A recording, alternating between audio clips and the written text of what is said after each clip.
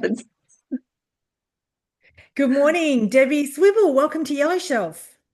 Thank you. Thanks so much for having me, Joe. It's my pleasure. Debbie, your book is out now. The book is titled Suicide, Hope Beyond the Darkness, an incredible, important topic that you've written about. Please share all about the book. Okay, thank you. And thanks for the opportunity, Joe. I'm so happy and privileged to be here, especially to talk about my book, which is it's about suicide, and some consider it, a heavy topic and something they don't really want to read about. But I would like to impress to people that it is a book for everybody.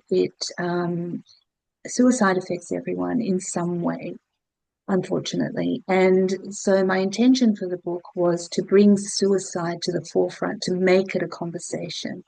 So the book is divided into four parts. The first part is I did a lot of interviews. So the first part is people's stories and stories of people who have attempted and survived suicide.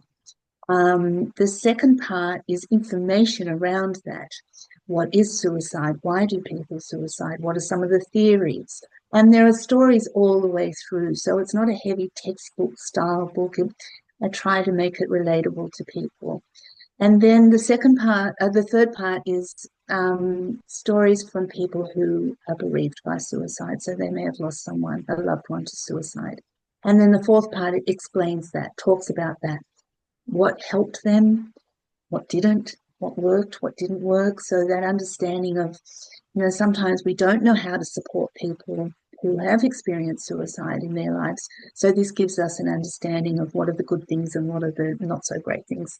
So in that way, the book is really for everyone. It may not be a book that people read from cover to cover.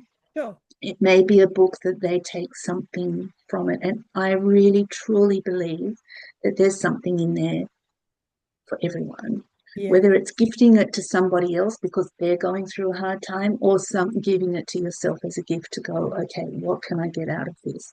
And the stories are incredible. They're painful, they're Yes. sad, they're you get emotional. Um,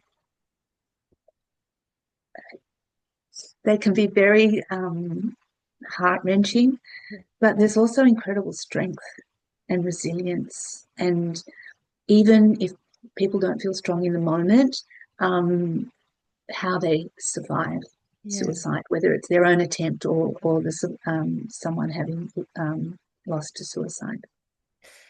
Yeah, and Debbie, for many reasons I wanted to interview you about your book. I think there's a real fear within a community sometimes when suicide makes us feel very vulnerable and we're fearful. And it's a really intense time, no matter how you're impacted. And I Mm, think that's why your book's so important. There's also lots of cultural taboos. And yeah, there's a complexity, isn't there, around suicide? It's never straightforward. So I yeah, like you mentioned, there's uncomfortable portions of the book, but yeah, it's definitely a topic that, we at times we'll need to lean into. yes, I think so. I like that, leaning into it, because it is a taboo topic. People see suicide and they don't want to talk about it. They'll avoid it. And there's a lot of fear, and the fear comes from the unknown, Yes. unaware, uneducated, and it's part of our society is that we don't educate people around suicide, even from a young age. I talk about that in the book, that when do we educate people on suicide? When do we talk about it? And the younger, the better, because then we're not normalizing the action of suicide, but what we're normalizing is the talking about it and understanding that it is part of the human experience. So Mm, if we can talk about it and open that up to people, and that's what I'm hoping to do in the book, is to break down the stigma, open up the conversation, that people feel free and not fearful, but yeah. rather can relieve. And if it is taboo, then people self-stigmatize. So they have those suicidal thoughts. They think, oh, that's not normal, that's bad, and they keep it to themselves, and we don't want that. Yeah.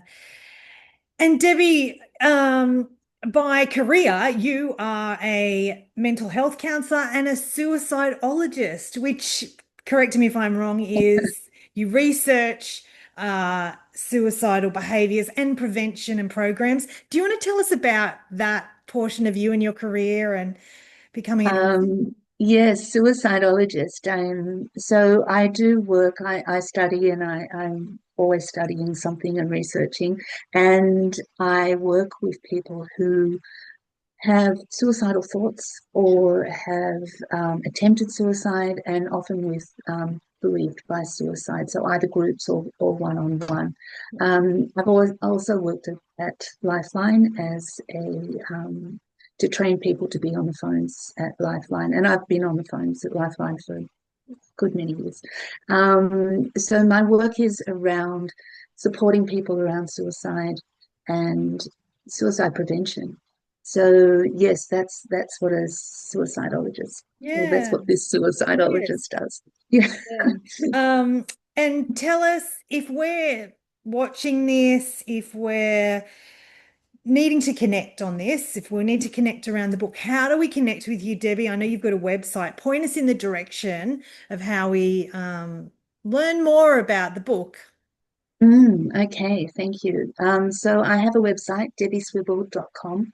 You can connect with me through there if someone wanted a question or is impacted by talking about suicide through their own lived experience, then please connect with me.